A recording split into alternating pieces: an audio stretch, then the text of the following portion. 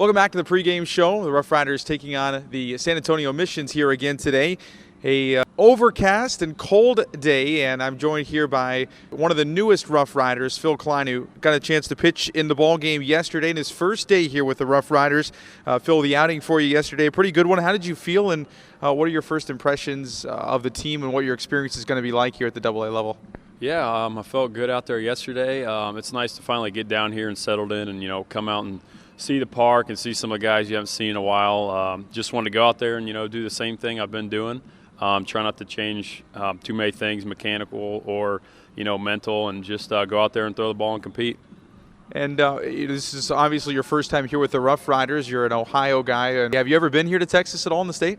I've been to the state a couple places, but not anywhere down here, and not for, an extended period of time. Get any good advice from your former Myrtle Beach teammates about what it's going to be like down here? No, there was a couple guys that have been up here, John Edwards and Van Meter, and some of the guys. They just kind of were telling me some of the places around here and stuff like that. But nothing, nothing too crazy, nothing too in depth. And your velocity was very good last night, hitting 94, 95 on the gun. That's been sort of an increasing trend for you here in your career with the Rangers. How has it been this year? When you look back at the meter, if you did it all last night at the gun, were you surprised? Has that been typical for you? I'd say so. I was usually like a low 90s guy, and I might hit, 94, 95 here and there. But, it's not something I can control for the most part. I don't try to go out there and light up the radar gun. If I'm going out there, I get there 90 and get guys out.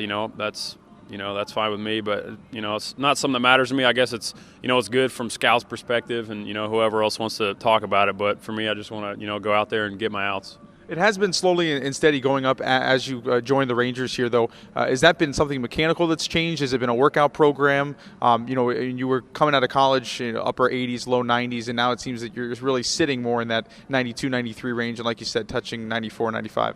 Yeah, I'd say I haven't changed anything mechanically too much. I think it's a lot of strength and conditioning. We got some unbelievable coaches that help us out with that stuff, and just getting stronger. This offseason I put on probably 20 pounds or so, and just trying to get stronger every year and do what I can. That helps a lot, velocity wise, I guess. So it's been more strength and conditioning, I'd say, than mechanical.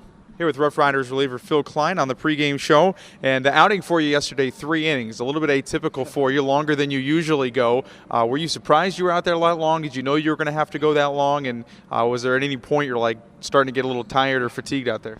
No, when we first got here, Jeff talked to me and Mavar and, said, hey, you guys probably be getting in tonight. And I know, Tufts, that's, only a couple starts for him. So I knew he wasn't, he's not going to go out and go 7 innings, just if he could go out, 3 to 5 innings, whatever he could do. And he threw really well and called me up. So I knew I wasn't going to be going in there for, an inning or two. I figured 3 or so is probably good. So I had a pretty good understanding going out there, how long I was going to be out there.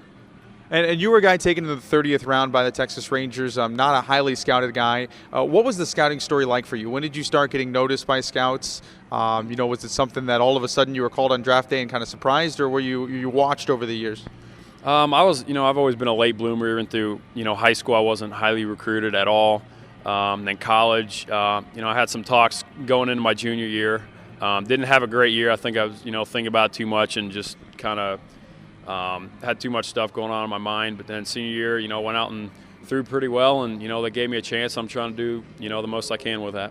In your summer ball, you actually saw that you had pitched a perfect game once for one of the summer teams you pitched for. What was that like? Had you ever done anything like that?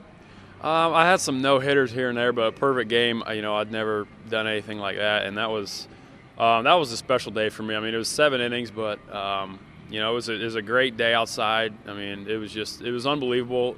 I got done with it, and it was something like it didn't even seem real to me at the time.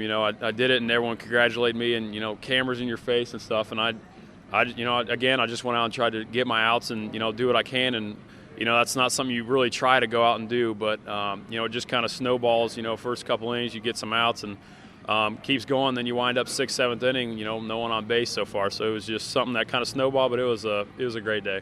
And every pitcher is different as far as something like a no-hitter or perfect game goes. What's your demeanor like in between the innings in that instance? Is it something where you're sitting in a corner isolated by yourself? Are you walking around? Are you talking? What's your attitude like in a situation like that? I just go back in the dugout and mind to myself and think about the next inning. And of course, none of the guys are out there saying anything about it, because that's a golden rule. And that's it. Just the same thing I've been doing. Try to keep it simple and just went in between innings and think about the next inning, next hitter, what I got to do, just throwing strikes. And after it leaves my hand, I can't control it. So whatever happens there, we got some defense behind us that can make plays. And finally, looking at what your career has been like, especially the last 6-7 months, it's been a pretty quick trajectory for you. You called up to Myrtle Beach in August, and now here you are in Double-A. How does that compare to something like pitching the perfect game? You described it as being a blur. You didn't believe it. How long did it take to settle in to say, okay, I'm here in Myrtle Beach, I've been promoted, and now here that you are in the Double-A level? Yeah. I've talked with some of the higher up guys in the organization about it, and they always ask, where do you think you'll play?